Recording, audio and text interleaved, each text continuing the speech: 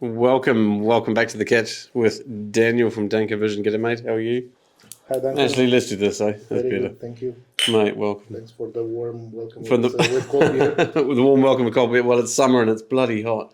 I see that you've shaved. You look 10 years younger. Generally younger, yeah. Actually, there's a story behind that. Actually, I went to Germany with one of my other businesses, and we ended up in one of those big German, like Bavaria hush style places. And I was there with my business partner. We had way too much to drink, and by the end of the night, the waitress joined us at the table, and the question of age came up somehow, And she said, "Oh, how old are you?" And I said, "Well, half drunk, how old do you think I am?" And she went, 50. Exactly. I was like, "Oh no, this can't be the case." But anyway, so I thought if I shave it off, maybe I'll shave off a few years too. That was the general idea. But how have you been, mate? You been good? Yeah, been good. My electric razor is broken down. So that's why the look, and also I'm trying to catch up with my mind, So Catch up. It's a long journey, that one, eh? I'm trying to look older. You're trying to look older. Exactly. Wow. Yeah. Okay. How old are you, if you don't mind? I don't mind, but I have to think about it. I think 40. You think 40? Right. The naughty 40s, eh? 40. So it is a new 30. I'd agree with that. I like that, actually. It is the new 40. The new 30. Definitely. The feeling is like in your 30s, but with money. So Yeah. it's pretty good. It is, actually. I think actually, and this is something I try and embed into the minds of my employees, is that in your 20s, this is your opportunity to learn some skills. This is your window. You between your 20s, you learn your skills. You have to give and give and give. You have to keep giving. People don't do that anymore, but we're going to come to that. And then on your 30s, it's about mastering those skills, like actually fine-tuning and mastering them, and having experience to back it up. And then in your 40s, start profiting from it. Mm-hmm. No? Mm-hmm. Interesting. I like that. Agree. So tell us about your journey. How did you manage to become Mr. Danco Vision? And why is your logo bigger than mine? I'm not happy about that. That's not meant to be, But I think we blame the team. It's your fault. You should blame your team, and I should congratulate mine. Yeah, thanks heaps, guys. It's good to be here. Thank you for being here.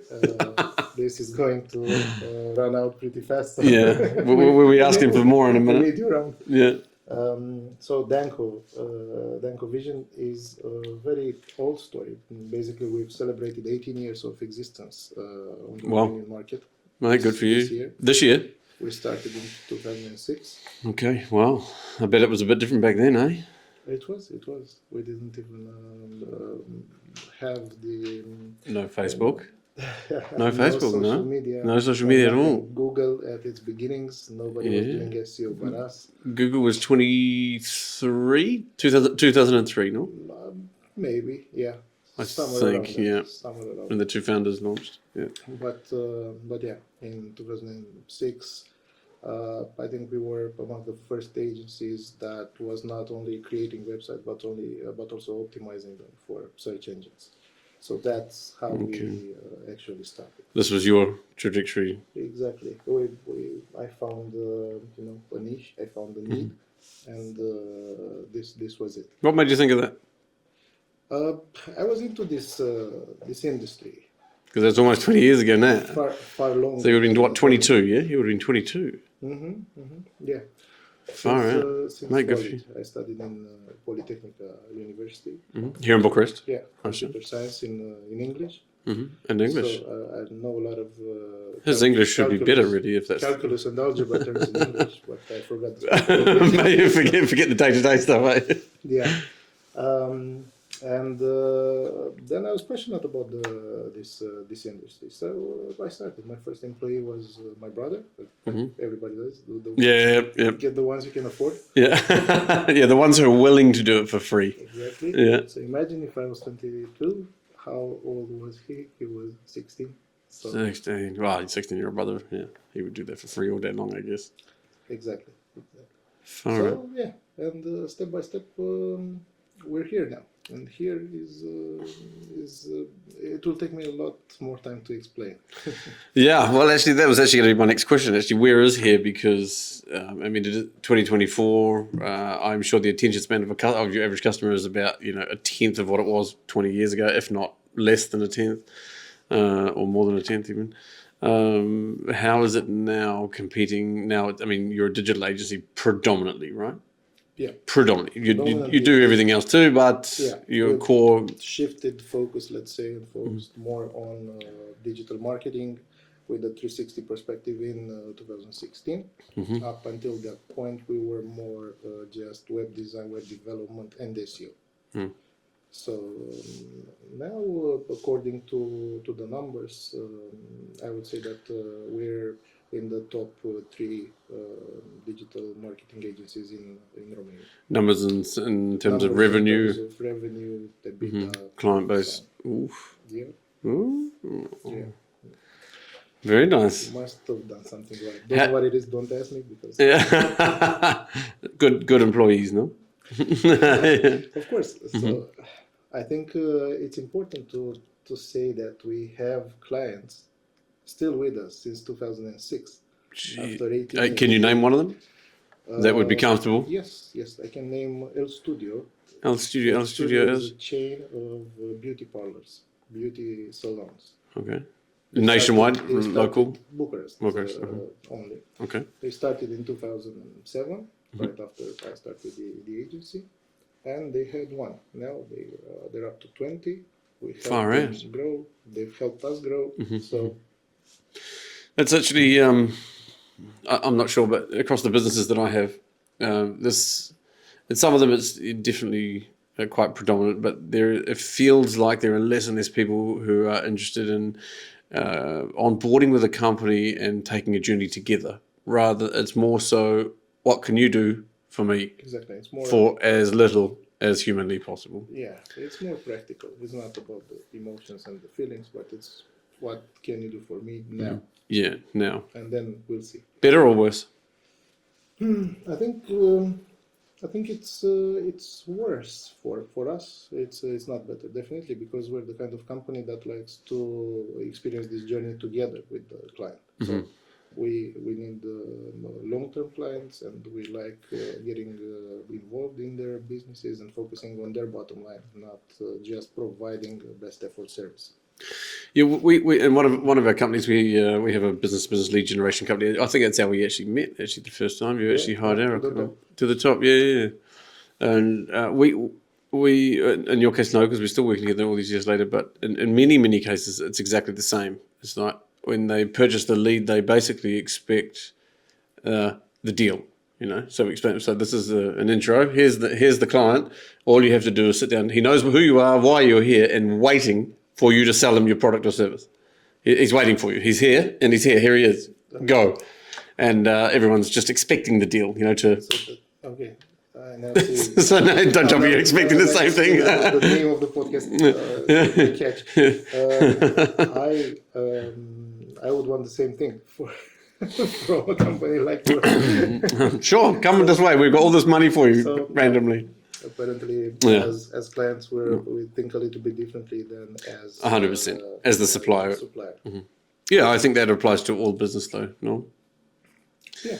But this is going back to exactly where having that established relationship, I think, with each individual is much better. With each company. Let's start something together and grow. No. Of course. But the El Studio was only an example. We have more. And I have employees and colleagues who are with me since those times. First on board. Yeah, my brother, obviously. He's still working for free? He's not 16, but... He never worked for free. No. Of course, in his head, yeah. Yeah. Big brother doesn't pay me enough, for sure. No. He's going to be watching this and ask for a pay rise. Of course, so I better stop mentioning it. Yeah. I also have a solution if I make too many mistakes or if I say too many stupid things on this podcast. I have a solution for the podcast to be invisible, to actually not get viewed by anyone. Seeing as you're the one who's actually boosting it and promoting it. Not that. It's easy. I just have to add a name to every sentence and no media. Okay, so next subject. He's come here to ambush us, take us down day one. Oh, well, okay. So speaking of employees, what's your longest term employee? My longest ever employee. Longest term. Still with you. You said you hit from right from the beginning. Yeah. Like literally, apart from your brother. Not. I mean, Okay. someone that you didn't know. You literally hired into the company. I think 2015 till now 9 years. That's a good innings. If I am not mistaken, it's either 8 or 9 years. Is it you? No. Really, 8 or 9 years. Wow, that's good. It's Einar. It's our CEO. Oh yes. Okay. Wow, 8 or 9 years. Yeah, Right, yeah. mate, good for you. So I've got 2 years to go. My oldest one is 7. Oldest one, longest one. Yeah, no, my oldest employee is 7. for us, I think it's the same. Say hi to your COO, along with your brother. Yeah. Okay, I'm not sure how you deal with recruitment. Discussing employees, like I think. What do you want to know? The solution would be wonderful to just find great employees from day one. But don't get me wrong, we have good teams. But in 2019, everything shifted. Everything shifted. The demand for more money came in, which is fine and normal as inflation, increased slightly at that time. Salary requests, pay me more. That kind of came up. That all of a sudden the need for flexibility. Mm-hmm. All of a sudden people were coming to the interview like dressed way more casually than before. They would come in with a complete paradigm shift in attitude. Being late. Oh, maybe I'm old school, but that frustrates the death out of me. Here, like example. So we open the physical office open at 8:00, for the guys, and the job starts at 9. Mm-hmm. Some of them get here at 8:30. Some of them get here at 8:05. Some of them rock in at 9:25, and we're okay with that, on one condition: of course, the job is done. All you have to do is your job. If you want to stay later, we don't shut the office till 8:00 at night anyway, so we're basically open 12 hours. That's the whole premise for us. But you can't come late to an interview. Of course. Thoughts? Of course. No, you're right. But of course, you need to be flexible nowadays because with the whole remote working and so on, just the fact that they have to come in the office is bad enough. So if you're gonna be very strict about the time, okay, it starts at 9. If you come later than 9:05. I'm gonna get mad. You're going to lose your employees. Exactly. Yeah, but I'm specifically talking about the interview. What's your view on being late to the interview?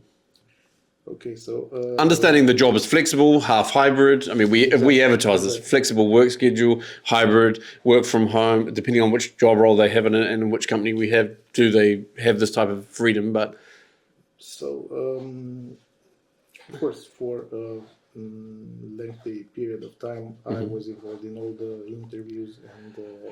But you're happy you don't do that anymore? I haven't been doing that in the last couple of years? 3 or 4 years. So much better, no? Better? No, but I know what we focus on and I know what the no-nos are and so on. No. So we focus on soft skills rather than hard skills and faculty of university diploma and so on. Mm-hmm. I think nowadays we don't even look at the CV. At the CV, yes, but at the work experience, at what they're capable of. Oh yes. Cheers, mate. Insight for the viewers. That would have been the third time. Yeah. We didn't have anything beforehand, honestly. Yeah. So.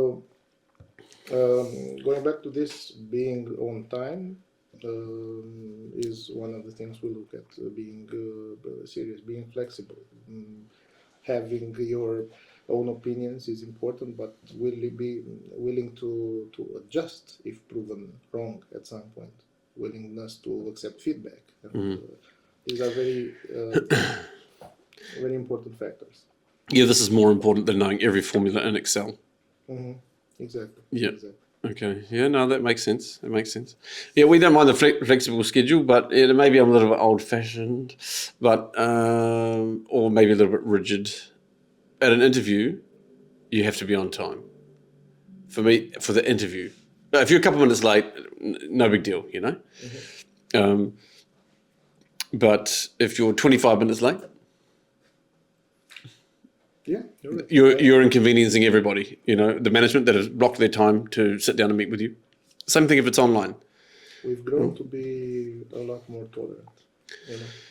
Some of us. Yeah, I agree. So yeah, about what you were saying earlier, things have shifted. For me, they have shifted before 2016 to 2015, 2016. People were just grateful to work. At that point, maybe in all other industries, but we were only hiring developers and SEO specialists. So developers became more and more difficult to find at that point. And why? Because there were less of them, or they were just high on demand? And they were very high on demand. Very high on demand. Okay. And you know, you need a developer to build a mobile app. You need a developer if you're Facebook and develop your own platform. You need a developer if you're Oracle and work on your system. And you also need the same kind of skills set developer if you create websites. Only that by creating websites you are not able to match the payment level of the others. So that became a problem in 2015. Yeah, so now no one's building websites. Yeah. No, we adjusted. So the secret is to adapt. Yep, I'd agree with that. And what about when it comes to recruiting the new generation? Do you have juniors or?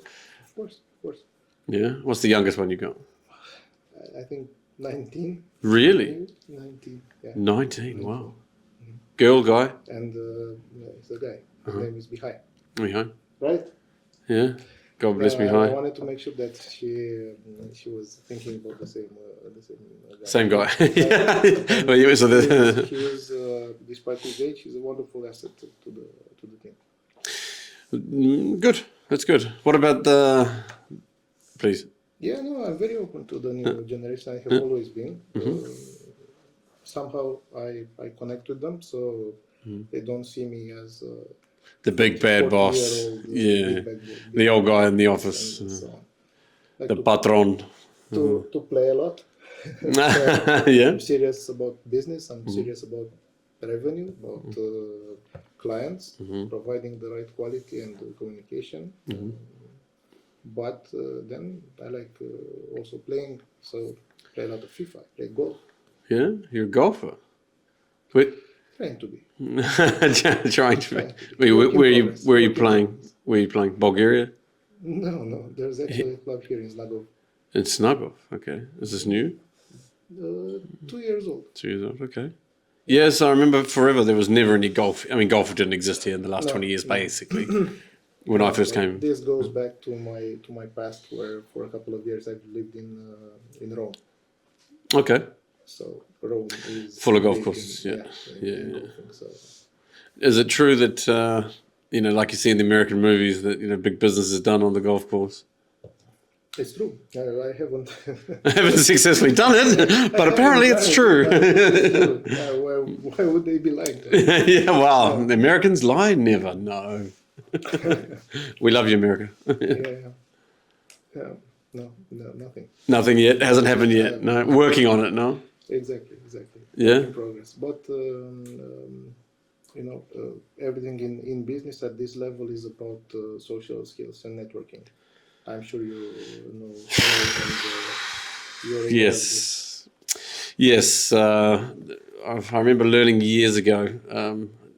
It was actually my younger brother who told me this. He's an entrepreneur. He has a similar business to 123 Credit, just offline classic brokerage, and 99.9% mortgage credit loans only.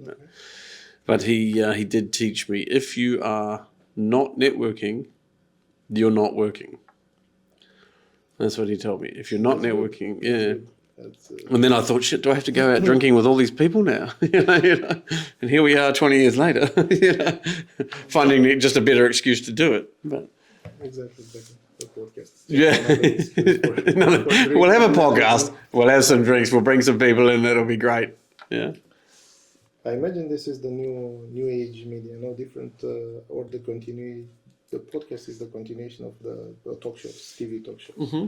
But yes, back in the day, it was something very exclusive. Only Oprah Winfrey and Howard Stern, and only these people could have a talk show of sorts or a radio show. Not that casual.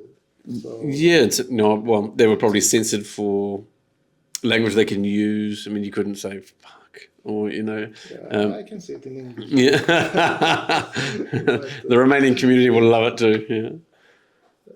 In Italian, they're pretty free as well in the television as well. So they use a lot profanity. Yeah. Yeah. Really? Exactly. Are they? But, in Romania, there's a different culture and tradition. To not use them. To not use them. On television. Ever. I don't use them ever. I don't even know them. So if you.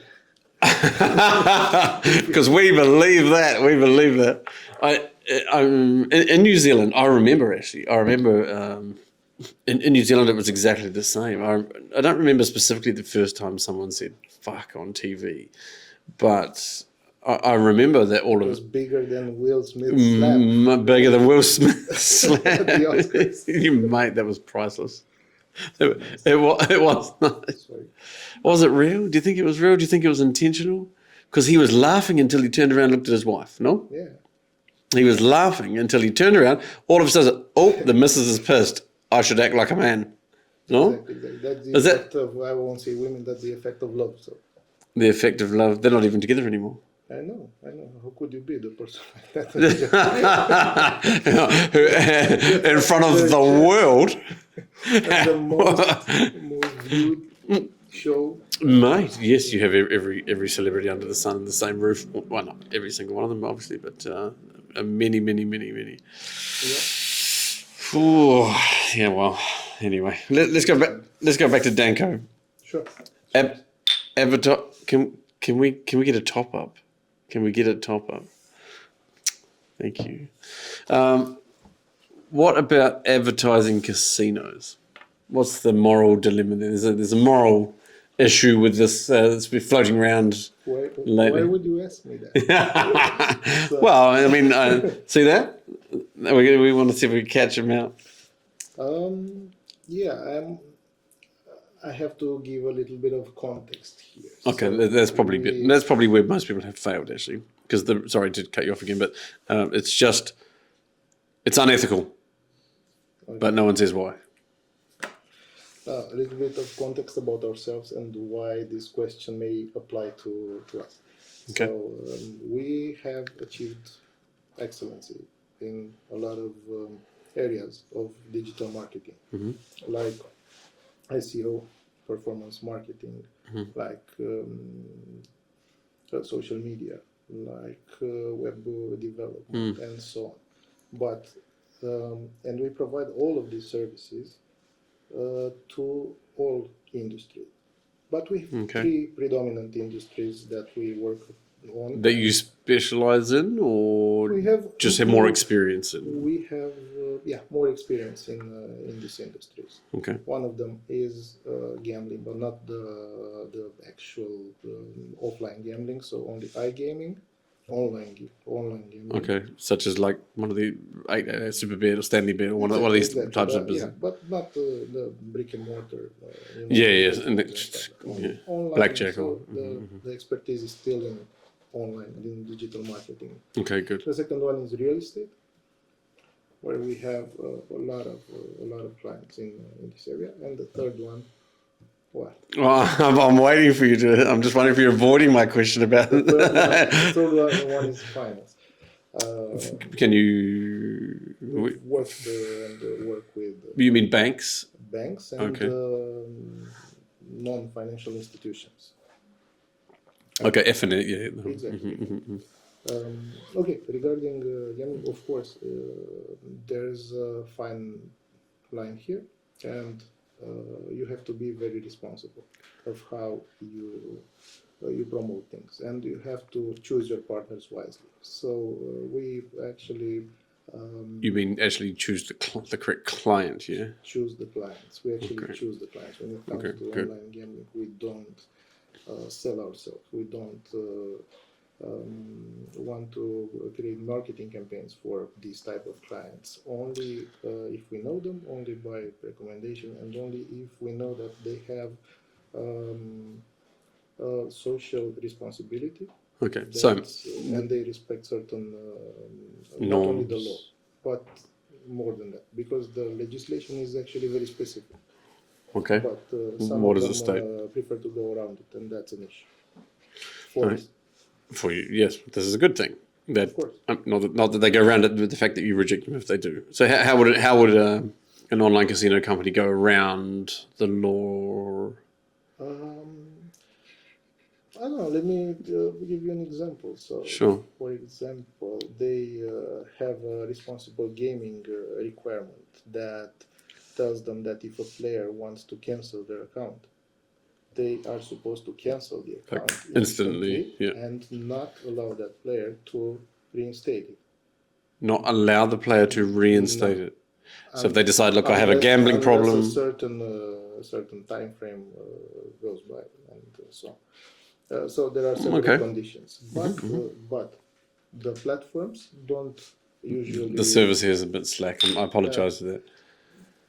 No, we're good. We're good to go. Thank you. Oh, thank you. God bless her. God bless. Wait, everywhere in Romania, right? They try and steal the last. I don't understand. Any bar, any pub, any restaurant. Wait. Now you can have it because it's actually finished. So this is the legal requirement, okay? Yep. If you, Duncan, as a player, say, I want out, immediately to the platform, they have to say, okay, good. Click here, delete book bar. And this is done initially because they pass the audit of the lawmakers. But then the platform somehow gets some bugs and doesn't work. Brings back all the accounts again. Or the deactivation doesn't work. It doesn't work. It says, and we have experienced an error, please try again. So your account remains active. The next day you deposit again. And this is... you need to put 50 euros, 100, whatever the minimum bet value is, into the account to have it active again. No. But I know nothing about gambling. I don't do it. As a player, okay, the psychology is that you as a player are tired of losing at one point and want to deactivate to cancel your account. Give up. Okay. If they don't leave you, you will continue on depositing. If they don't allow the cancellation of the account. How do you as a digital marketing agency find out if that is the case with a potential customer that comes to you and says, hey, we're online gambling, we're an online casino, whichever, we want to work with you? How do you... We know them. It's good enough. There's a handful and we know them all. It's a pretty small world, and you know that world travels fast. So if you're rooted in this industry, you know if someone is actually concerned about the regulations and the license terms, or if they're trying to avoid them. So everybody knows on the market. So they know company X is not that great, and then A, B, and Z are fine. Exactly. So we strive to work with the best, the ones that provide good services and still care about their players. Do you gamble? Yeah, sometimes I do. Online, offline? If you count sports betting as gambling. Yes, I would consider that gambling. So I'm not because you take it. I'm not a regular sports bettor, but I would bet on Romania. I would bet on the lowest odds only because it's Romania playing. So there's 100 to 1, but who cares? It's home. Who cares? It's only it's home. It's for fun. And the loss is minimum anyway, I'm assuming. So if Romania would play Germany, I would still not be able to bet on Germany. So. Mate, a true patriot. Look at that. But the only Well, that's the second time. I think I might just move my laptop. The only serious gambling experience that I ever had, I was 21 in New Zealand. You can't. I don't know if we don't want to do that anyway. But you couldn't gamble until you were 21 years of age. There was a law. Doesn't matter whether that law changed or not. I don't know. I mean, I'm twice that and some, unfortunately now. But we went into, this was in Christchurch, New Zealand, South Island, New Zealand. They opened the first casino. We went in, and back then I was literally 21 and had $100 because that was what I had, and that was the evening's entertainment money. That was Friday night. It would cost you $100 to get drunk, cab in, cab out, and a kebab on the way home. And that's $100 well spent. Maybe you buy a round for the lads, whatever. Walked into the casino, blackjack. It was the only game I knew because my dad used to play it with us as kids, just, a round of cards. It was like, well, I don't know anything about casinos or gambling or etc. Minimum bet, $50. I was like, oh, exactly. I was like, you know what? We came here, we're here, let's go. It took maybe 7, maybe 8 seconds, and the dealer was like, boom, gone, $50 down. Yeah. What did you do? I went straight across the road to the pub, bought a beer, got changed, put $2 in a pokey machine, and won $100 on that night. But that was literally the last gambling experience. I never got into the pokies, these pokey machines, or the American style. Have you ever been to Vegas? Nope. LA, New York, but never to Vegas. The trend is that people are not gambling anymore. So in the 90s, for example, in the 2000s, hotels in Vegas, 5-star hotels, Bellagio and every other hotel were very, very cheap. So you could stay in the Bellagio with $50 a night, something like that. As long as you're spending money. It was not a condition, but it was somehow implied. So everyone who came to Vegas went to gamble, and they would gamble a lot. And this is how the restaurants and the casinos survived. In the last 10 to 15, 20 years, this is not the case anymore. People come to Vegas for the experience, and they set limits. And they say, I will spend $1,000. Not even $1,000. Oh, really? 100. I would spend 150. So the prices went up. If you now want to stay in the Bellagio, I think it's 800 per night. Really? Exactly, and all the hotels on the strip, because they have to make money somehow, and they're not making money from gambling anymore. Yeah, far out. That's the death of Vegas, isn't it? That's got to be almost the death of Vegas. I mean, my dad actually said the same thing to me when I was a kid. He said, "Look, if you're going to go gambling, if you're going to go out and there's going to be casino night, kid, when I say kid, I was teens, early 20s, whatever. If you're going to go and do this, set yourself an amount of money that you're happy to part with, that you're happy to spend, as this is the evening's entertainment cost. So it's going to cost $1,000, $500, whatever, euros, it doesn't matter, whatever amount you have and can afford. It's going to cost this much money. Once it's gone, that's it. It stops there. There's no other money. That's it. That's gone. This is €1,000 a night, and this is always spending, and once it's over, that's it. Yeah. And this is the most basic rule. Don't ever play what you're not willing to lose. That was deep. Yeah. Don't do it. You're not willing to lose that amount of money. So it's true. It's in fact the line between gambling addiction and just doing it for fun. But business is nothing like that, because you take the full gamble. You're trusting in yourself to win. All in, or you're not. You're like, you didn't turn up, well, I'll put 1,000 into the business. Let's see if it works. No, 1,000, I'll remortgage my house. I'll sell my house. I believe so much. No? Or go bust. All in or all out. Exactly. This is actually a good lesson for... measures, it won't work. No, exactly. This is a great lesson for future entrepreneurs. We were talking about this. We were what we were discussing before we actually started tonight. We were talking at the table. You said you wanted to ask me something, but I can't remember what it was. You asked me something. Or did I ask you something? You asked me something, but I can't remember. Oh, you said you wanted to ask me something, but No, I asked you how are things going for you. So yeah, well, we don't need to talk about that. You know, no. Yes, no. You said truthfully. Honestly, this is going like this, and this is going like this. Okay, so why did you start with truthfully? Is it that something's going wrong. Just go get to that. Yeah, one out of the five companies we have took an immediate dive, and I guess this was probably more so down to the management of the company. So for all of the companies except one, there's general management and a management structure underneath them in place. So I personally don't run them myself. It's impossible to actually wholeheartedly run 5 businesses on your own without having management structure. But you end up divorced, sleeping in your office. It might explain Elon Musk's 6 marriages, or however, whatever number he's up to. But that's not a commitment I'm prepared to make. But I guess the management lost sight or started to believe something different other than how we had set up the parameters of the company that had been successful for the last 5 years. And it was actually the cash cow that funded all the other businesses. Mm-hmm.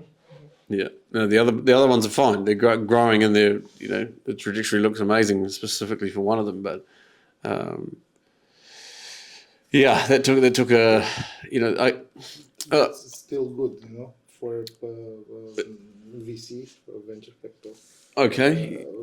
We're having 4 out of 5 businesses going well. It's amazing. Yeah, well, one of them is being built. So we build houses in the mountains here. So one of them is like still under construction. So this is a company that I just keep funding, and we're probably maybe God's smiling on us. Maybe September, October time we can actually open the door.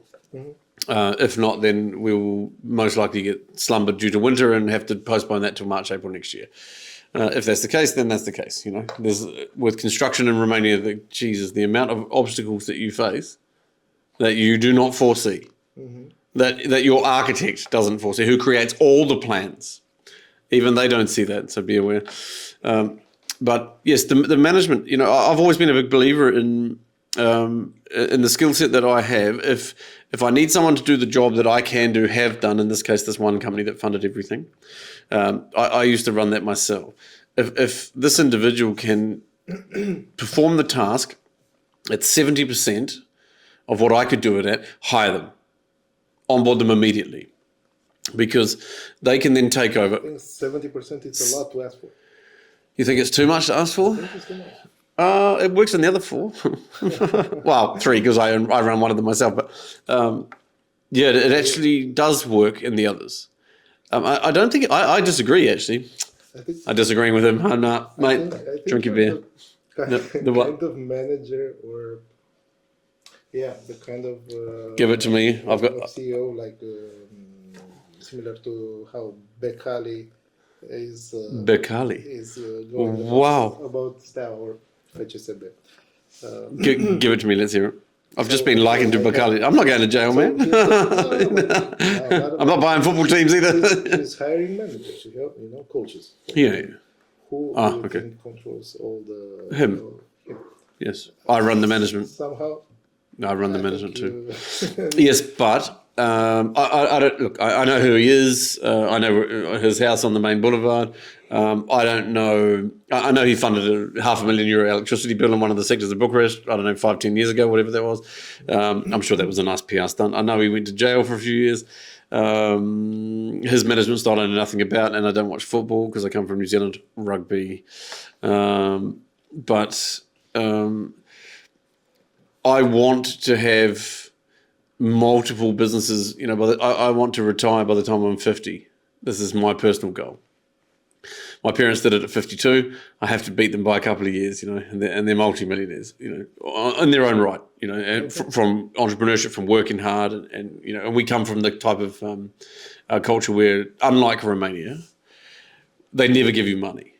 My mother lent me 10 grand once because I was in a difficult situation with the 10% interest, and I paid it. And she said, well, if I took this money, Duncan, and put it in the bank, then I'll earn 10% on it. So I'll give it to you, but you pay the 10%. That was the deal. Yeah. So anyway, going back to Bakali, wow, no one's ever told me that. Maybe do you want to elaborate on that? Because I'm not sure how to take I that. was just thinking about it. It's not actually a critique, you know. No. I was thinking about the fact that you have managers that are in place for these businesses that you have, Yeah. but you still impose your own vision and strategy. Yes, And I'm the somehow- visionary behind them all. Yeah, there's And I think this is not, in fact, a mistake. A mistake would be to micromanage. And mate, it's a yeah. fine line. That is true. It is a real fine line. And actually, my longest reigning employee, 7 years. Yeah, I actually mentioned this. Somehow we circled back to this, but I had this conversation on another podcast we did. But she came to me and she said, "Duncan, if you don't step back, you're never, ever, ever going to be able to step up." And I was like, well, that sucks. Shit.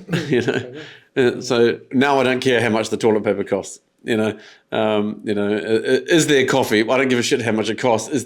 When I walk in, if I'm here and I open the office first, I want the coffee to be there. That's it. I don't give a shit what the brand. I just want it to be there. If it costs 500 euros or 550, I don't care.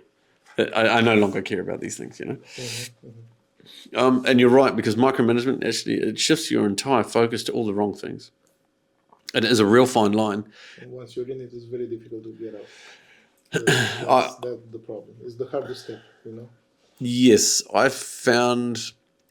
caught myself maybe about 2 weeks ago. You caught yourself. I caught myself. Again, like you said, it's a fine line. As soon as the manager had made a couple of decisions, lost more than 60% of the clientele and not replaced them, or had a core strategy to do so. So I had to make really not rash decisions, but very immediate decisions and hard decisions to actually alter the direction of the company, just to keep it heading in a direction, let alone a good one, but a direction. And That's an excuse. There's an excuse. Okay, yes, I micromanaged a little bit all of a sudden. Yeah. No, because all of a sudden, the management aren't delivering and they can't see it. Yet the company's going down and, faster than the fucking Titanic. Very quickly, and I had to come in and shift the company, and it took me a couple of hours to literally double the volume of clients. It took me a couple of hours, A to Z, just to double the number of customers inside the company, just like that. I'm going to give. I'll tell you. I gave credit to Alex. What's that gym guy with the nose thing? Alex. What's his name? Alex. Oh shit. He's hugely famous. Alex. I can't even remember his name. Alex Moise or something. Who? Ormozi. That guy. Okay. Everyone knows who he is. My bad, Alex. If you ever stumble across this, my apologies. Please forgive me. But he released this TikTok, and he's like, "Look, if you can't just go through your phone and pick up your contacts and start going, hey, I've got this for sale. Hey, I know you, mate. Let's go. How can I help you solve problem X? This is what I'm selling, and that solves that problem. That problem. Okay. Great." Personal connections. Yes, but they're professional. They're not personal. They're not mates. But they're not friends. You realize that they don't have this ace up their sleeve that you do. The managers. I think. Okay, so I'm 45. He's almost 38. Okay, I wouldn't marry him. Okay. Mate, I don't think he'd marry you. Anyway, be that as it may, we'll come back to the LGBTQ thing later. But okay, look, don't misunderstand. But by the time I was 38, I had a truckload of connections. I had listened to my younger brother, and I had remembered, mate, I need to keep networking, because if I'm not if my name isn't at the top of people's mind all the time, then when I need them, they're not going to be there. Yep. So how should that be any different? So, and I don't believe that's necessarily a good enough excuse. I'll tell you why. In this particular business, which has funded the other companies at their infancy, this was an opportunity to follow the existing company strategy and structure towards generating new business, which hasn't changed. When I say hasn't changed, meaning it hasn't changed in the last 2 years. Okay, so in our case, we generate money for other clients. You know, they need opportunity. They either try and go through the struggle of having... We do as well. Everybody does, yeah? Everybody needs new business. Everybody. Doesn't matter, you know? I mean, at what point do you say, no, we have enough customers, you know, we have to stop, you know, just too many clients. You know? Yeah. No one is sitting in that situation. Yeah. Huh? I have had some clients. See, but I disagree. That's not, in my mind, stop me if you think I'm wrong, but that's not, I have too many clients. No, that's, I need to scale my business faster to be able to handle the volume of those clients. Of course, that's my mindset as well. But I'm telling you that there are people who think differently. I agree. I don't care for those people too much in business. Yes, but I mean, okay. My stepfather, God bless him, he told me one thing. When he said this, it was almost like justification for everything he had done, and he made it sound flawless. Profit is not a dirty word. This is what he used to say. Profit is not a dirty word. And at the end of the day, that's why you have a business. Of course. No? McDonald's actually doesn't sell hamburgers. They're real estate. They're in the real estate game. But, I mean, they're selling hamburgers. Mm-hmm. You know, and they cost them $1, but they sell it for $2. And they do that so that at the end of the night, they've got an extra $1. Exactly. And that's why you go into any business. So irrespective, you know, I mean, how small, even if you want to just have a magazine, you know, vis-a-vis, you know, well... When you need to be able to afford rent and make money. You got to pay the rent. You have to have more cash coming in than is going out, period. And have a surplus so you, as the owner or the business owner, the entrepreneur or whatever you are, can have a life. Yes or no? Yeah, but you have to earn even more than if you would have been an employee. You have to work harder to earn more. No? Always. I think consistency is the key.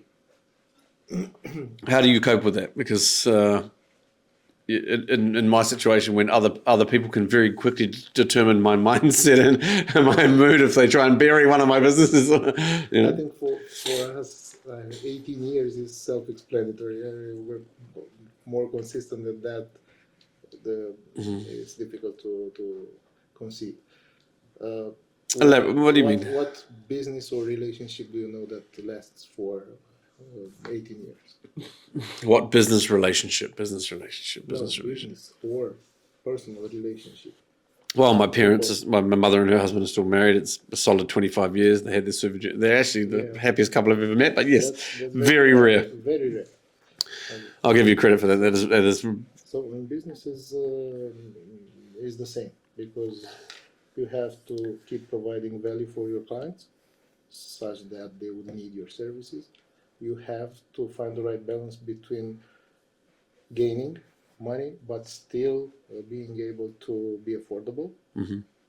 And you have to be able to keep your team happy and growing. So three prerequisites that are very, very different. So repeat them again. The last one being the team happy. Yeah. The second to last was? Clients... satisfaction? No, or being... having your services being... I don't know. He needs another Corona. Oh, sure. Needed by the client. So you need to make it staying relevant in the market. So staying relevant in the market. But he can speak algebra all day long. That always changes. So 1 year you're relevant doing this, and next year you're relevant doing that.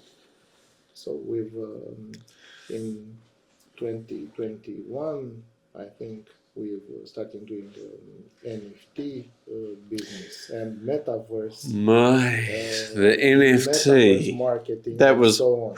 So you Boom. have to go up with the trends and go with the trends, and but always keep the core. I think this is very important because Core values, core message, core service, exactly adapt to the which is actually your core talent, I guess. maybe I'm not sure.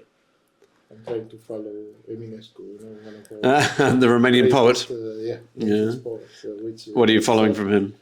What did he Ce say? val cavalul trece. You know what that means? Say it again. Ce val cavalul trece. Something about the value growing. Now, val means wave. Wave. Okay. So it's basically he's talking about trends, and what is the trend now? It will pass, and another trend will replace it, and so on. Mm-hmm. So you have to have a baseline. You have to have a core that's always valid, no matter what. That's relevant 24/7. Okay, Yeah. we have to get up on the trend and follow it. But fine, but that changes. Yeah. Okay, if you're not consistent with yourself and if you're not doing the right thing, then just riding the wave doesn't work eventually in the long run. That's true. I'm not going to necessarily connect this to Ionescu, but a guy that worked for. Thank you. They don't care about me, but mate, cheers. I think Romanians drink more than mate, there's not. Well, actually, we're going to come back to Ionescu, but as soon as you mentioned that, we drink for a different reason. You guys drink for a different reason than we do. I'm just drinking to increase your views on the podcast. I hope it works because we need some attention.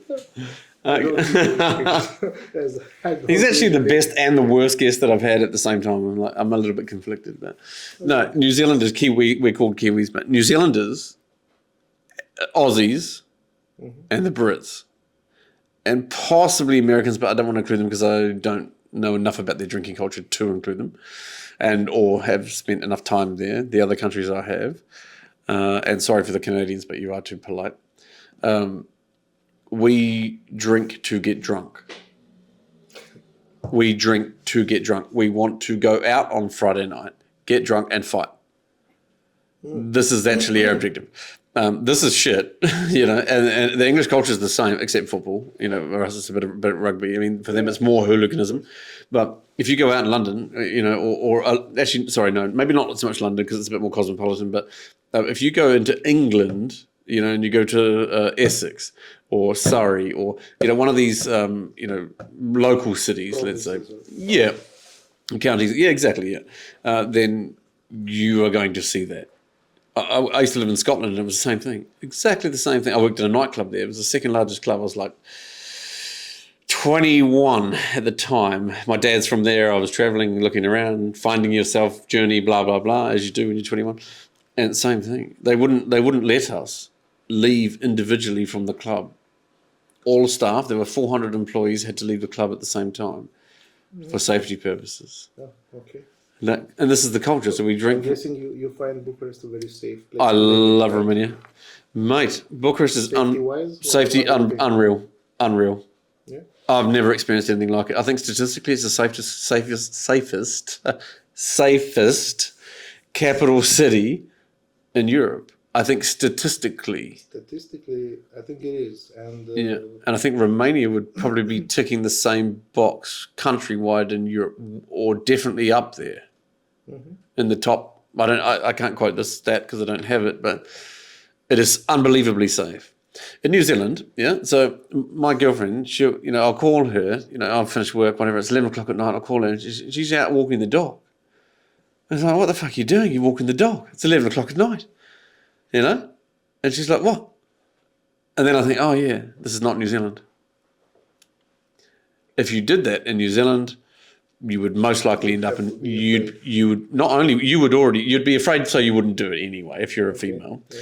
But if you found yourself in that situation, aside from shitting yourself all the way home, which would look ugly, you would really be most like in a major city, Auckland, Wellington, Christchurch, a big city, you would mostly likely find yourself in trouble. I wouldn't walk in Wellington, my capital, where I come from. I wouldn't walk down the street at 2 o'clock in the morning alone. I think we take all this for granted. You do, We don't fully. appreciate that because we are not aware of how things are in other parts of the world. Possibly, yeah. We are aware now because you're telling us this, and Because I came here and I saved everybody. I appreciate that. A lot of influential foreigners that have For sure, the same yeah. point of view, and are For sure. This. But otherwise, we wouldn't have been aware. Yeah, everyone says to me, it's amazing, mate. It's It's amazing. Yeah. but it's true. People say, "Oh my God, you're from New Zealand." You know, no matter where I go in the world and no matter who I meet, if they say, "Where are you from?" and I say New Zealand, they all go, "Oh, New Zealand, wow!" But you can't walk outside after dark. You know, you can't. Oh yeah, we don't have the gun culture or anything like that, but they'll beat the shit out of you. They'll steal your shoes. They'll steal your shit. They will stab you for no reason. You will have never met these people before in your life, and they will have no qualms about doing that. You don't know them, but they know you. They don't know me, mate. I don't live there for 20 odd years, but no. I'm in all seriousness. This is how it goes. I remember being 14, walking down the street, and a New Zealand Māori, guy come up and said, "Give me your money," because I was walking down. It was Valentine's Day. I was like 14 years of age, had a girlfriend, and wanted to buy something. I had all these, coins in my pocket, and I was shaking them because I was 14, and whatever. And this black guy, this Māori New Zealand guy, come up, "Mate, I want $1. Give me $1. If you don't, I'll beat the fuck out of you." And Yes, mate, it's $1. I don't want to get beaten up for $1 anyway because of shit. Fine, take the $1. And I actually negotiated with him because he was trying to take all my money. And I said to him, "Mate, I need the money I have to buy my girlfriend a gift. What kind of asshole would I be if I didn't buy her a gift?" Yeah, and I said, "I can give you $1, but that's what." And I negotiated with him, and he accepted the $1. So it's either your negotiating skills are very, very good. Mate, I think I was slightly lucky for sure. A stupid thug, Probably a combination of both. Most likely the latter, though. Ionescu, let's go back to him. Okay. You said riding the wave. Oh, shit. So riding the wave just provides short-term benefits, and it will. The trend will pass. The trend will pass. So eventually you have to represent something more valuable, more steady, more consistent.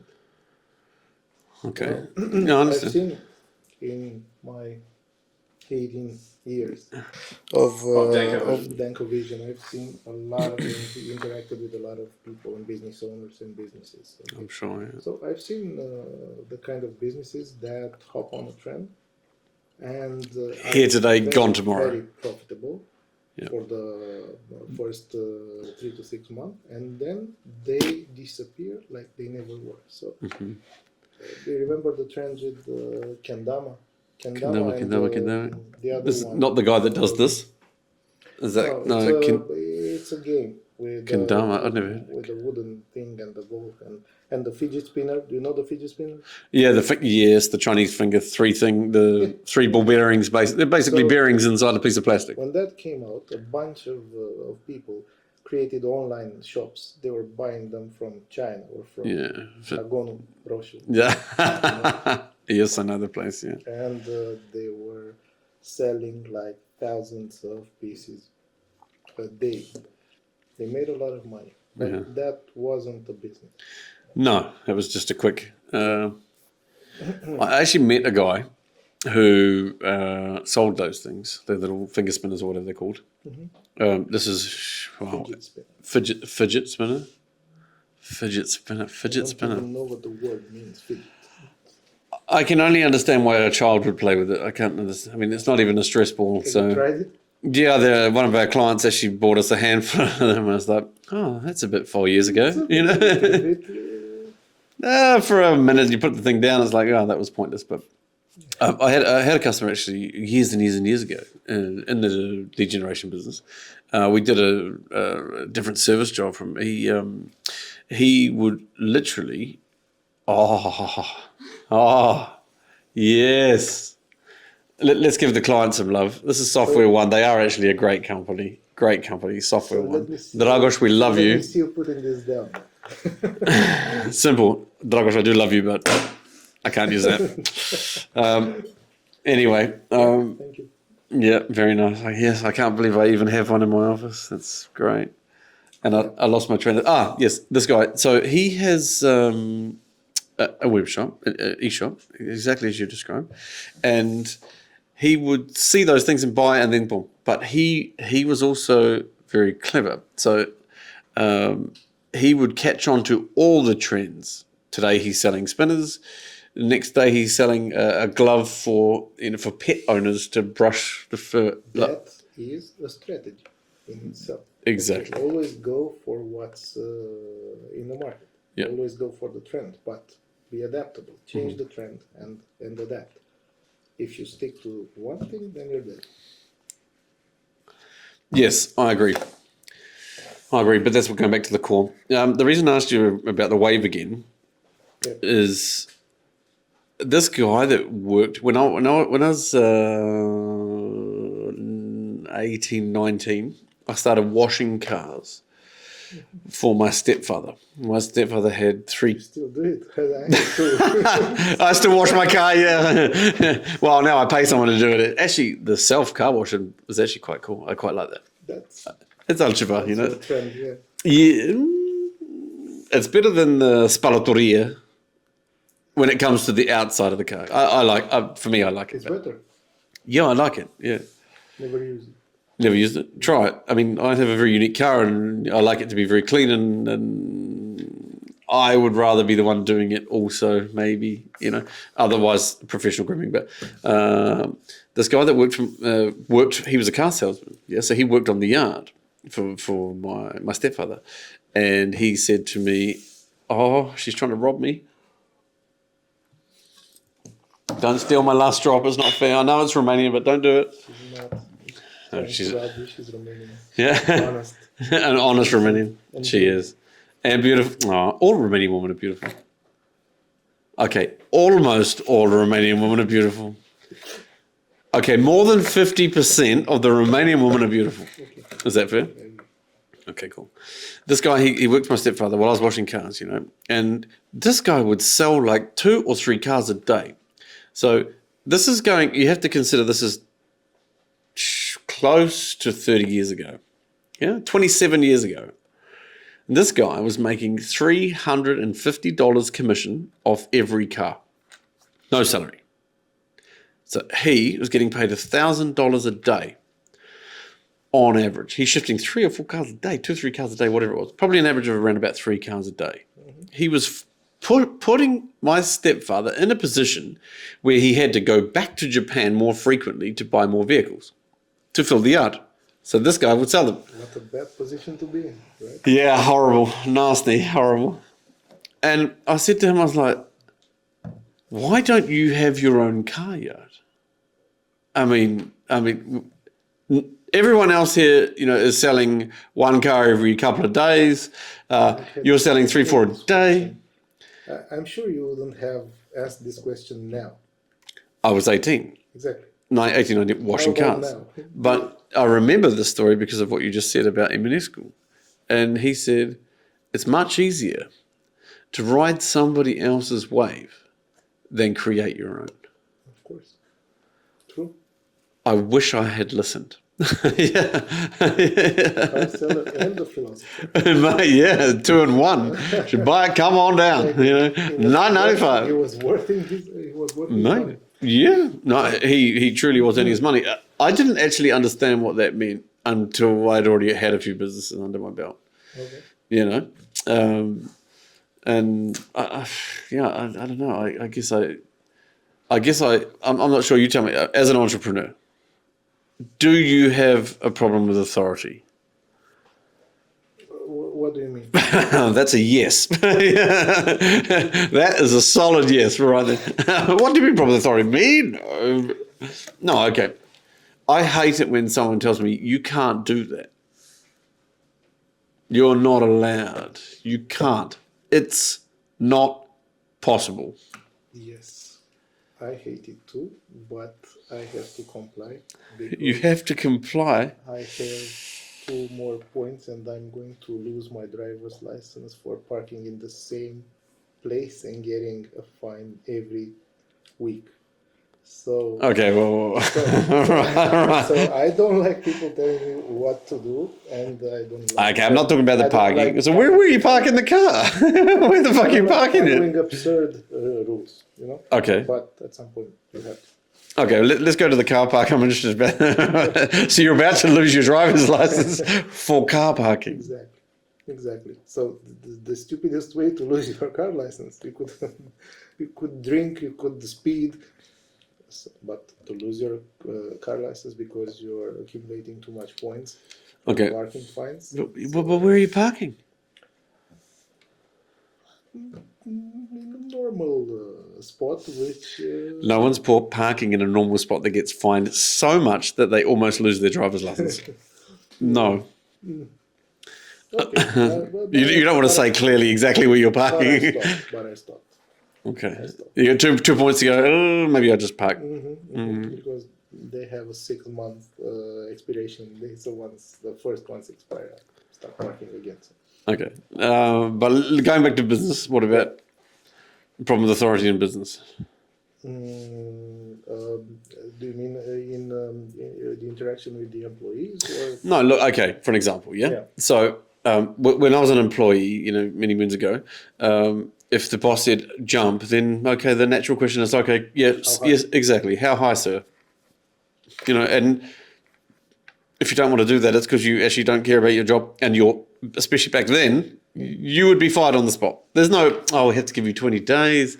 We have to go through 3 sets of interviews and official, no. Yeah. Right, you out now. That's it. That's how it was. So I didn't mean to have necessarily a problem with authority in the sense of that you won't do what your boss was told when you're an employee. But I don't know, I guess in my case, someone said, you can't bring that Western sales shit here and make money. I was like, really? Oh, fuck it. Let's find out. Because someone told me I couldn't do it, and I knew wholeheartedly that I could. I think you're having this. Okay, if you're an employee and you start pitching a new idea or something, you have to stick by it and you have to prove that it's a worthy idea. And you have to bring arguments and make your case, of course. And not enough employees do this. I'm open to it if you're Gen Z. I'm open to it if you're a millennial. I'm open to it if you're just a friend giving out an idea and advice or whatever. Yeah. Okay. But if the idea doesn't make sense, so I won't appreciate you insisting about it. So that's how I. But I don't usually face this kind of situations because I'm trying to not micromanage things. Okay, that's a good thing, I guess. For me, I remember when I first got, I used to get stopped by the police here somehow because I always imported, stupid foreign cars into the country that were never sold in Romania. And so I was always getting attention from our good friends, the police, And they were like, no, blah, blah, blah, blah. And I was like, okay, hang on a second, right? There's no system. There's no grounds you're pulling me over for. So the authority for me was rubbish. This is bullshit. Sorry, not doing that. Now the police are great, actually. The police system here in Romania. No, it's not perfect, and no, it's not NZ, and no, it's not the UK, and no, it's not like America, but it's better. It's 100% better. But people would tell me, you can't do that. Example, we have 123credit.ro. Yeah, 123credit.ro. And everyone told me when I was sitting in front of the VP or the president of the bank, the largest banks in the country, they told me, Duncan, so many people have come and tried to do this before. Never going to work. We're the fastest growing credit company in the country. We 10x the business in under 8 months. We will 10x the business this 12 months. We are more than a 7-figure company, getting closer to 8. By the end of 2025, we should be 8 figures. Should be 8 figures in terms of revenue. We're going to possibly venture through our 3rd investment round. And everyone said, mate, no. And I saw 30 banks and got the same message 30 times. even my business partner was like, mate, I know this is the right way, but, well, this could be a massive obstacle, These people are saying no. What was the key? Not listening to them and knowing. And I guess having the vision, really. Believing so hot, mate, I will spend everything to prove them wrong because I know that I'm right. And it wasn't so much about I'm doing this to prove them wrong. No, I reject this notion. And this is more drive. More drive to do it right. Just more drive. I don't think it's about proving them wrong, but... No, it's not about proving them wrong. This was just more motivation for me. Exactly. We built 123credit.ro for the people. It started out as the people because my business partner, he came to me to help me as the pandemic was coming. I had a friend who was living in China, a Romanian guy. So not for profit, for people. No, I immediately saw how to make 10 million euros. That's what I saw. I know how to make 10 million euros. All of a sudden, I didn't have a business idea up until that point that I knew could successfully make 10 million euros a year. And never charge your customer $1 in the process. So have every customer in the country and never charge them money. I saw how to make 10 million like that. The ones who can afford it, right? No, because we give credit. So we sell the product that belongs to the bank or the FNA. Exactly. Yeah. So it's not yes, you have to afford credit. But at the same time... I'm talking about the banks. What do you mean? So, if you're not charging the customer, the end user, you're charging the bank. Yeah, the bank pays a commission for completing the transaction with them. But that commission that the bank pays us is cheaper than having a team of people running around trying to sell credit. Okay, cool.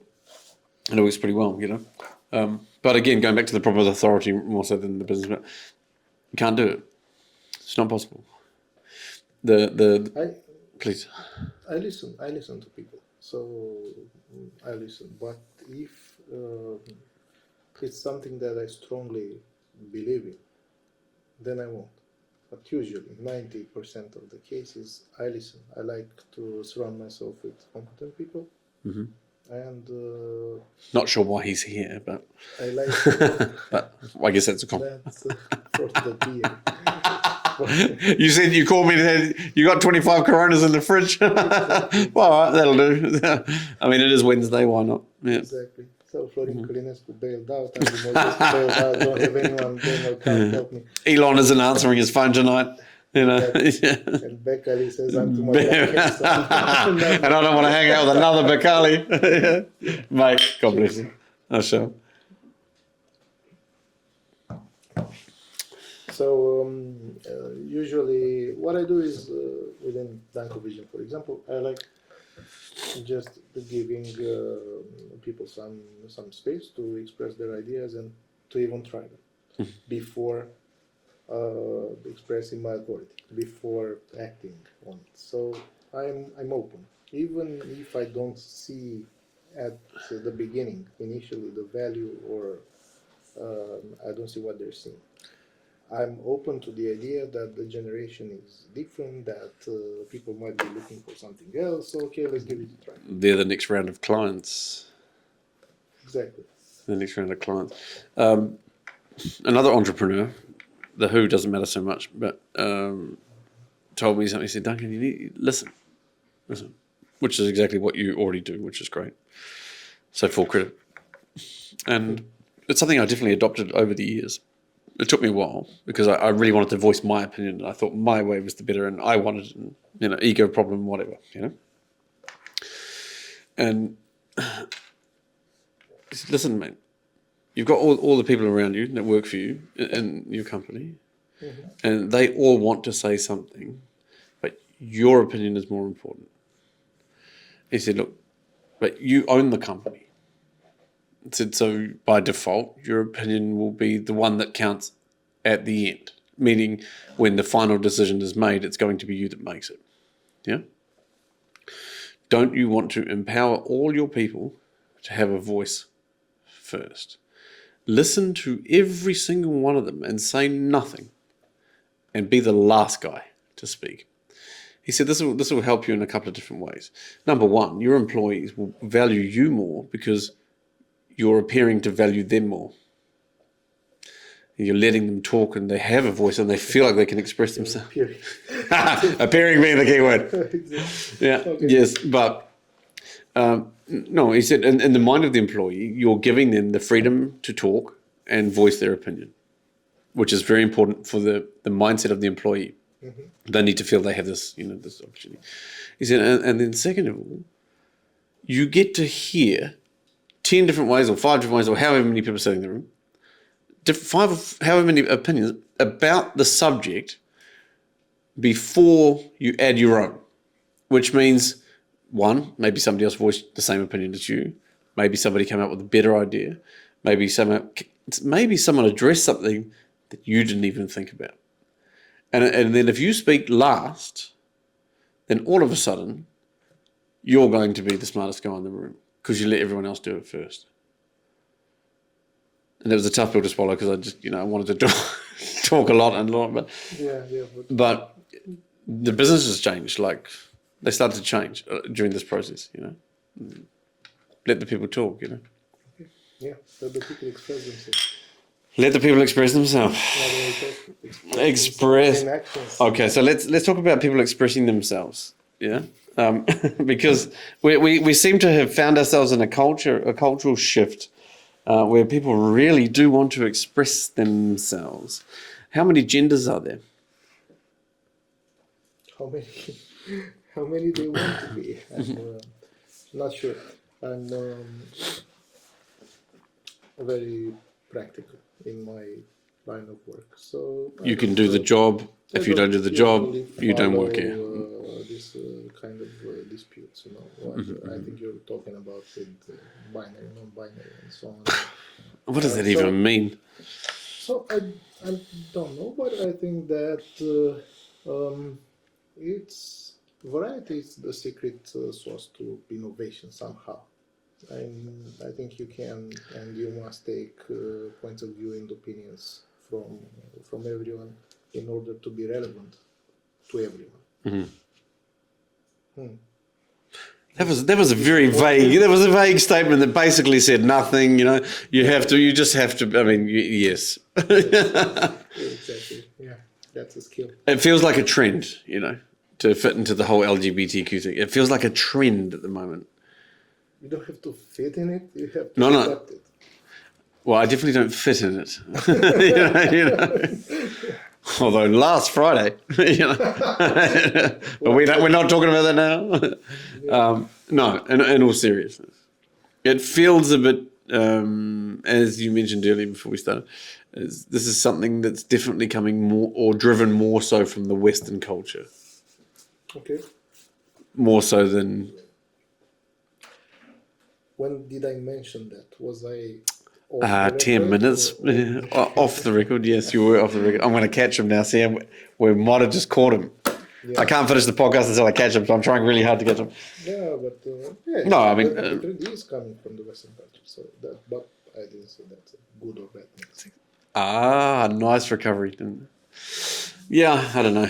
I think it's a very controversial topic. I think we as a company are pretty inclusive. So now we're almost at 50 employees and collaborators, and we have every gender in the book.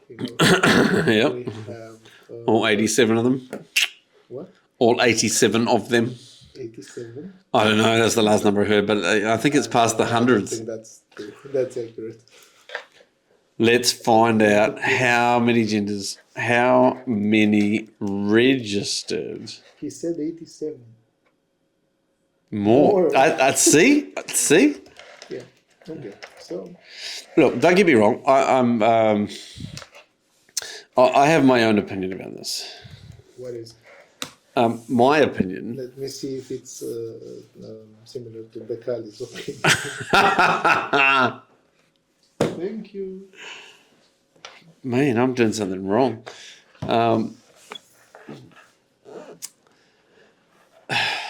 For me, I mean, this whole, I identify as a fucking vegetable.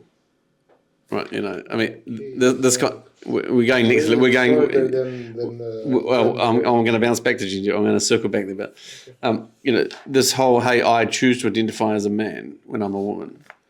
Okay, I mean, to me, this is a little bit weird, because it's when you're born, you're either male or female. When you're born, maybe in your mind you feel like more of a woman than a man, or more of a man than a woman. Maybe this is how you feel. When you're born, I don't think you have a mind. Yeah. No, you have one. It's just not developed. But but anyway, You don't think about this stuff. these things are not in the equation. I'm not sure if this is part of the way you're raised, or part of the culture that you live in, or the world you live in, or I mean, maybe if you grew up in an African tribe, maybe if you were truly interested in men as a man, maybe you would find the same path anyway. Regardless, I'm not sure. But according to Google, there are many different gender identities, including male, female, transgender, gender neutral, non-binary, agenda. I thought agenda was something you write your fucking to-do list in, but pangender, gender queer, two-spirit, third gender, and all or none, or a combination of these. So you can take, those are the core, and split them all around and have hundreds. Yeah, so that's math, That's just good math. That's just good math. Yeah, combinations. But, 3 I mean, combined with 7. So. look, here's the next one. What are the other 72 genders? What are the other 72 genders? I don't know. Oh, we should list them. Agender. Oh, my God. They're in alphabetical order. That is fantastic. What is class flux? What? Caste, gender, class flux. Do you have any idea? I think this is where my English ends. And, Okay, let me see if I keep it technical. Here you go. I found one. I'll keep it technical for Danco Vision. yeah. Cloud gender. Cloud gender. What is cloud gender? Do you know? I think it's provided by Amazon or It must be AWS. or Microsoft Azure. So that's It's highly possible. Yeah, Cloud. but- Do you want to know? no, No. so I want the people to know, so I'm going to have to. you can't even know all of these. If there are already 87 No. genders, it's impossible to know them all. As it's impossible to know all the words in the dictionary. So my focus is on entrepreneurship, leadership, and business. And I'm not saying I'm an ignorant. I follow the trends, but I don't go into depth. You know? Yeah, no. Going backwards is the same. I have a gay guy that works for us, and good. He's gay, cool, don't care. And he came to me and he goes to me, he said, after being here for like 6 months, he's like, Duncan, can you, and I knew at his interview, it was like clear as day, clear as the sky is blue. You know? He's like, can you and me go for a drink? I want to talk to you about something after work. I was like, mate, yeah, sure. You know, is everything all right? Yeah, no, I just want to talk to you. Mate, okay, cool. And he said, look, I just want you to know that I'm gay. He took me out for a beer just to tell me that he was gay. And I was like, I know. He's like, really? Like, you know? How do you know? I was like, well, I knew at the interview. I mean, it was kind of clear to me, you know. And it's been 3.5 years. So what is the moral behind this story, that you're very perceptive? No. Well, yes, I am. But that's, that comes from my career choices, I think. But I think as long as you don't impose it on other people, then I think it's okay. Like everything else. Like everything else, but it's hot topic. Like everything else? Yeah, I'm not a fan of imposing my ideas to other people. No, their gender shouldn't reflect if they can perform their task or not. Only regarding genders, regarding anything. Like what? The politics, the views on the world, stuff like that. So I'm not the type that expresses hard point. Unequivocal points of view and tries to convince the others. Mm-hmm. I'm the kind that listens. He's gender neutral. Got him. Welcome to the cat. He's gender neutral. Let me just see if that's. I just want to see if that's actually here. Next question. Yes, we're going to shift back to sales. Let's talk about sales. All right, well, let's leave you with the sales. So what about sales? Who does the selling in your company? Aside from us providing you the leads from time to time, who's making the sales? Yeah, I wanted to mention that the first time you said that to the top is providing us with the leads, with the sales. So we started working together 2 or 3 years ago. Okay. Yeah, I think so. Yeah, really. So 15 years after having The business. creating the company, so no lead generation or sales technique had been implemented. Okay. Do you think having sales people with a sales vision of that kind of, I mean, entrepreneurs are predominantly good salespeople. Good entrepreneurs are generally good salespeople. Not necessarily that they have a full background in sales per se, but that they're solution thinkers. No, I mean, I think so. I think they for you don't when you okay, right. So when we worked together for digital once, and you never tried to sell me digital marketing. You never tried to sell me that. And I think, and this is where a lot of the salespeople go wrong, and you stop me if I'm wrong, but you sell solutions. Yeah. So like in our trucking business, yeah, everyone is trying to sell advertising on these trucks. And I don't understand why. It's like, why are you trying to sell advertising on trucks? Well, what for? You know, why are you trying to sell a digital marketing service? That's actually not what you sell. Solutions that to a problem. To a problem. The problem is getting more customers. The problem is getting more sales, and we have a way of doing that, or multiple ways. Way of doing that. And trucks are the same. Yeah. And InstaSun is the same. If we're going to come to that before we go. Right before we go, we're going to touch on that. That's important. Because companies, brands, and the media agencies, advertising agencies are always looking for fresh new ideas. Because the world is tired of traditional advertising. Traditional advertising, media buying, TV ads, out of home banners, and so on. So you must think outside the box. How can we make the banner move? Exactly. So this is the solution. That is the difference between the service and the solution. And I think this is where people go wrong. People don't, I see it before we train them, same thing. Okay, it's like, I would never go down the road of sell me this pen because I think that's crap. It's not 1986 Jordan Belfort, but keep trying, mate. Explain to me the problem you have, and let me see if my service is the solution to that problem.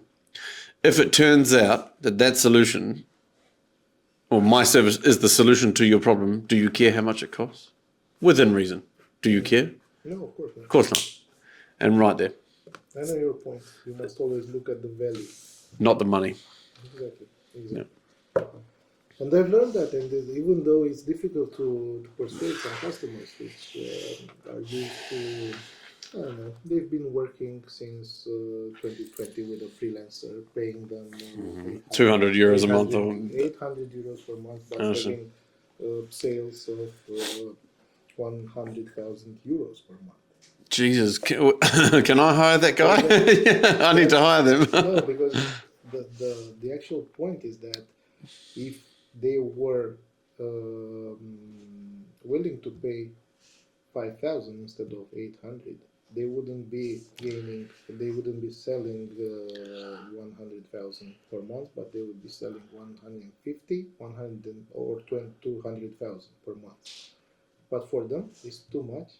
Just the idea that they will someone might be earning more to spend from 800 to 5,000. That is too much. Never thinking about the end result. Never thinking that, but look, I will still get 45,000 in my pocket. In my pocket. To do whatever for exactly the same service. This is actually something that I've learned from you. From me, wow. Exactly. Oh, he wants me to buy him more beer. That's what he wants. I wanted to invest in Yeah. Well, I wanted to invest in Insta and okay. going live on Sibling. Yeah, on 20. Mate, I really took the Seablink for. Mate, good. They're good lads, actually. They're good lads. They actually came to us 2 weeks ago about 123 credit. Mm-hmm. Yeah. I don't know. They went to my business partner first. So We're going just finishing up the paperwork, so on the 20th of June the project will go live on Sibling. Yes. Good. And we're about to raise €500,000, so that's the target. Right. We'll drink to that. Ask for an extra million.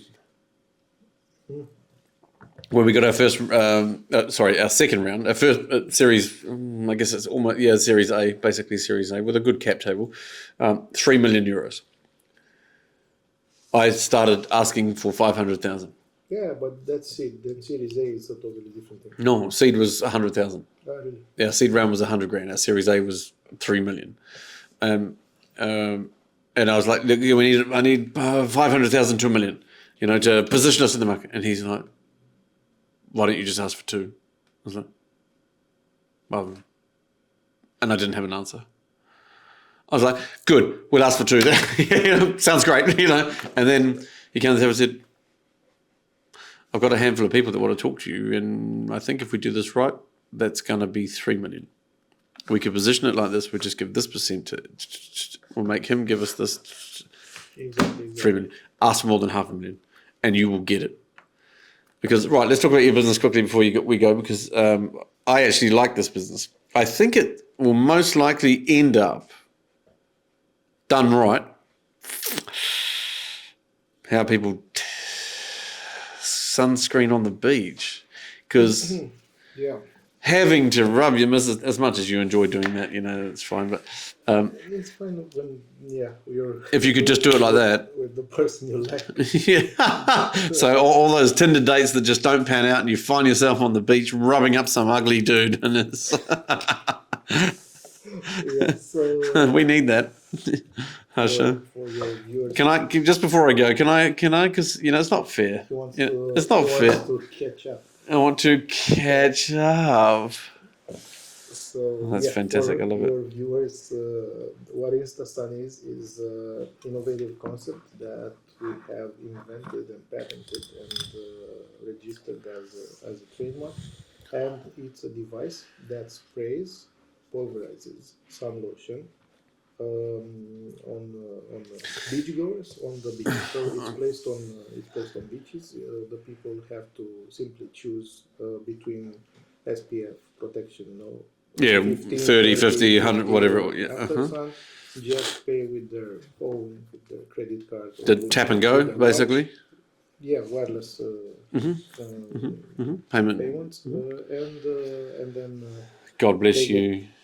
They get sprayed. We'll get rid of that one. It's finished. See. Something that we're really proud about, and it's the latest addition to our portfolio of businesses. Let's say. We're now live across the Romanian seaside in Mamaia and Vodai. Okay. How many units this summer at the beach? 25 units this summer at the beach. You can find them in the most popular places like Lujo, Breeze, Oneiro, and so on. Don't remember each of them, but and all the hotspots down the beach in Constanța here in Romania, you can find InstaSun. Exactly. Okay. This is a great advertising opportunity for those who actually want to find out more. We'll leave something in the description, but this is a good advertising opportunity because if your brand, it's like having a billboard. It's basically like having a billboard that people interact with. It's like an interactive billboard to a degree. That's the beauty of this business, because you literally it's not about making money from the usage. No. We want people to use it, but we want people to use it for their own health. How much is it? How much is that? Like 3 lei, 4 lei, 3 lei for a spray, and for a full body spray. And if you were so it's nothing. Okay, sorry And if I may. I'm just trying to. I'm it's fully he's excited. It's fully self-sustainable. That's another thing. So it's all about the environment. But what about the user? Hang on, let's go back to the user for a second. Yeah. Right, cool. So every time I go to the beach, is that one thing that everybody fucking forgets. Yeah, is the suntan lotion. You forget to turn up the suntan lotion. Or it's a horrible brand and it's sticky and you don't like it or whatever. Then so all of a sudden you're ripping into the local magazine on the beachfront at Mamaia, yeah, and that's costing you what? How much for a bottle? How much? It will cost you like 50 lei, 80 lei. 80 to 150 lei. 80 to 150 lei. So we're talking about also between 16 and 25 euros. 16 and 25 euros or literally Less than 75 cents Less than €1. for the same thing. Even if you do it 10 times, even if you did it 10 times, it would still be less than 50% of the cost for one bottle. Exactly. So if you do it twice a day for your week at the beach, that's still cheaper than buying one bottle. If you're doing for the whole weekend, as we see the trend of people going to the 4 beach days, for 5 the weekend, days, so yeah. from Friday, Saturday, Sunday, and and it's way cheaper. But think about the convenience. Maybe you're alone. It's difficult to reach certain areas to rub your back and so on. Or maybe I have extra long arms, we're Maybe safe. you come with your own lotion, but at 12 noon it runs out. So what do? Go to the store, buy a different one. So Yeah, or bang, on the beach. I can give you 20 different scenarios in which this product is a hit.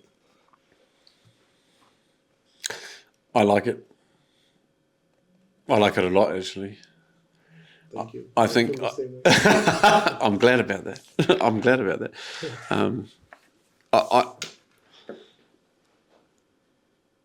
You know your business better than me, so I won't make any claims. Australia, Yeah. more beachgoers. Every major city is on the beach. Yep. True. The plan. Australia. Dubai, Australia. Yeah.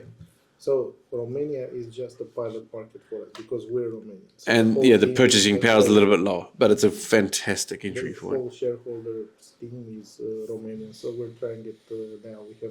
We have been live last season as well, but we started making adjustments and improving the product, the product itself, the device, but also the product inside. So the lotion, which now doesn't stain and is based on water, not alcohol, so a whole different thing. Very premium, So it's very not high-end. no alcohol in the cream. Exactly. That's massive.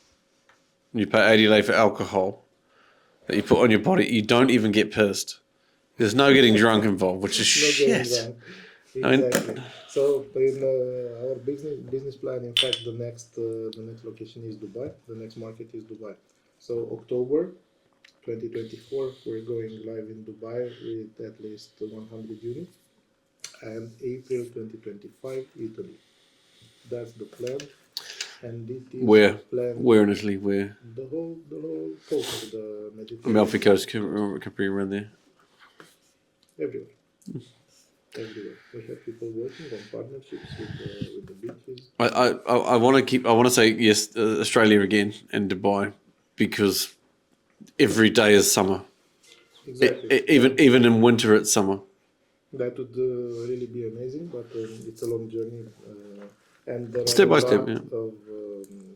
of other places to cover before Australia. But we have that in our. He doesn't even want to go to New Zealand.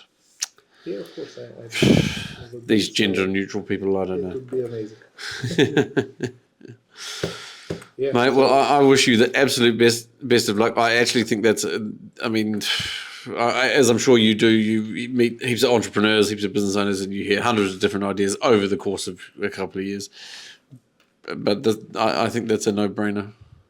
To me, that's just logical. I think so too. I think this is limitless. I think this is like Not every beach in the like world. Apple. I mean, this would go $1 billion It could. in a few years. Come to me, let me invest.